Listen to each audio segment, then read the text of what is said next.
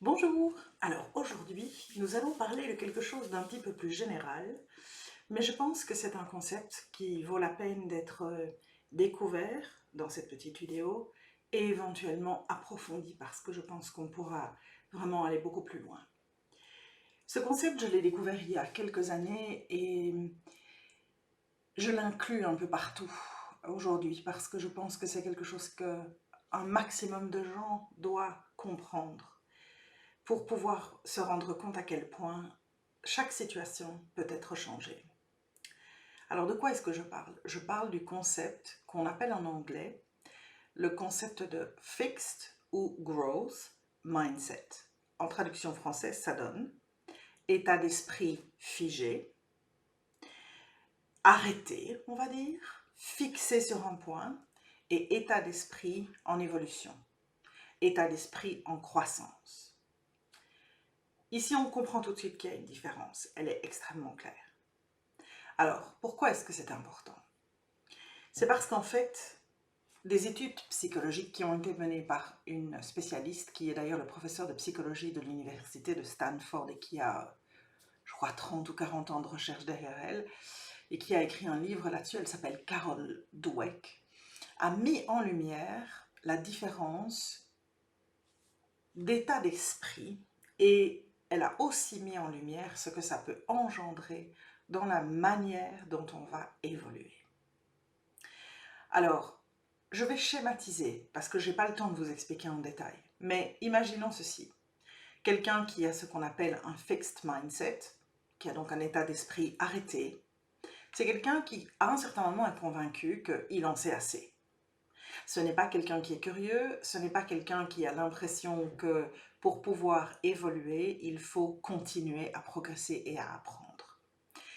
Souvent, ce sont des personnes qui ont une routine, qui ont une espèce de vie qui est arrêtée sur un concept clair.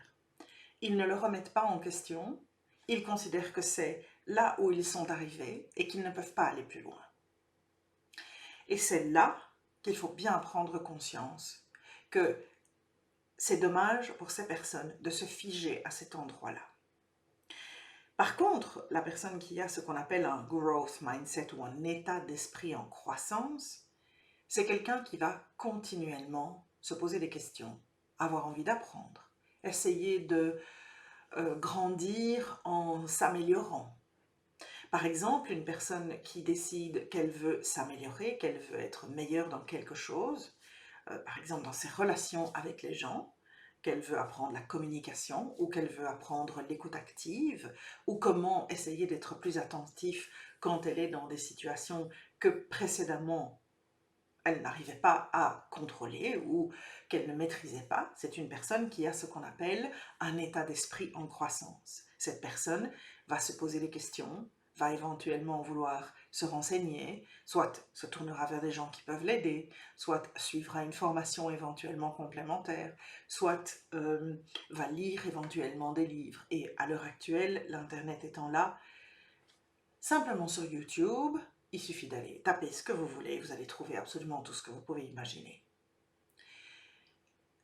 Par exemple, il y a des mécanismes aussi chez certaines personnes. Je connais une personne qui est quelqu'un qui a vraiment un cerveau bien plein. C'est quelqu'un qui a beaucoup de connaissances, qui est très pointu dans la manière dont elle travaille. Eh bien, ce n'est pas quelqu'un qui va s'embarquer dans un projet sans avoir elle-même suivi une formation.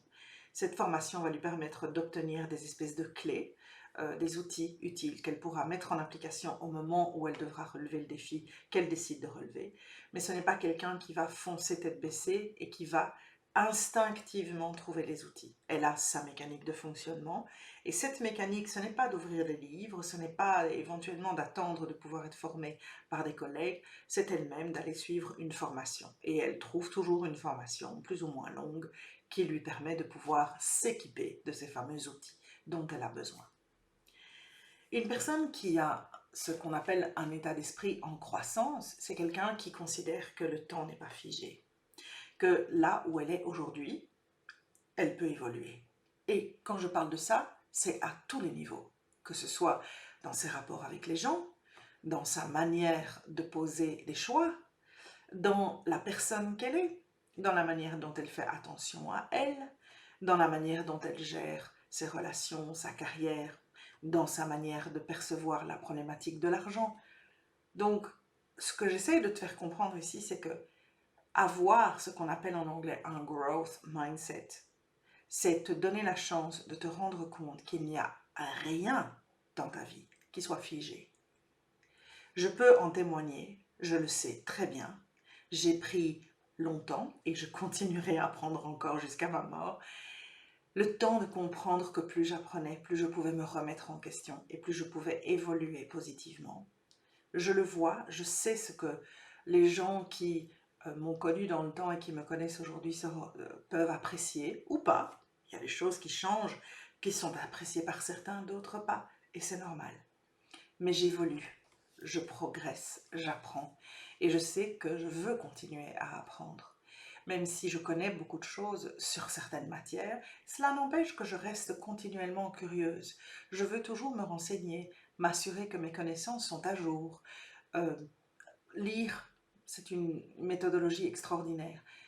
Il y a d'ailleurs un principe que je trouve très intéressant qui est de se dire que tous les jours, il faut consacrer au minimum 30 minutes à lire quelque chose qui va nous apprendre à évoluer.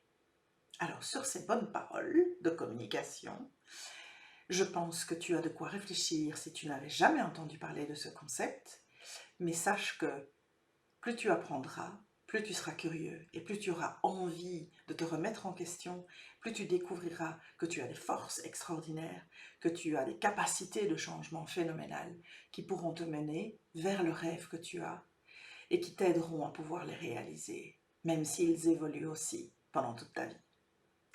Donc voilà, un petit peu de communication philosophique aujourd'hui et ésotérique un petit peu. Bonne communication et à la prochaine fois. Salut!